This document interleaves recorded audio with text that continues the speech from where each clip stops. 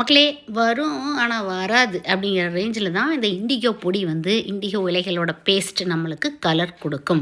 நானும் என் ஃப்ரெண்டும் ட்ரை பண்ணோம் இல்லையா, ஒன்றுமே புரியலையா, முன்னாடி ஷார்ட்ஸை பார்த்துட்டு வாங்க தெளிவாக புரியும். நான் வந்து 3 மணி நேரம் எப்பவுமே வச்சுருவேன். என்னோட மண்டையிலையும் என் ஃப்ரெண்டோட மண்டையிலையும் இது எப்படி ரியாக்ஷன் பண்ணிக்கன்னு பார்க்கலாம்.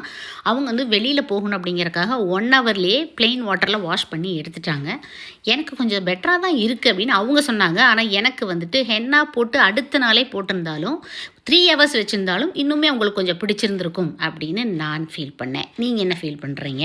அடுத்து வாங்க என்னோடய தலையில். நேத்திக்கு வந்து நான் ஹென்னா போட்டிருந்தேன். இன்றைக்கி 3 ஹவர்ஸ் இந்த இண்டிகோ பேஸ்ட்டை வந்து நான் போட்டு வச்சுருந்தேன். சரிங்களா? ஒரு டைமில் கருப்பாக டை அடித்த மாதிரிலாம் நிச்சயமாக இண்டிகோ கலர் கொடுக்கவே கொடுக்காது. சரிங்களா?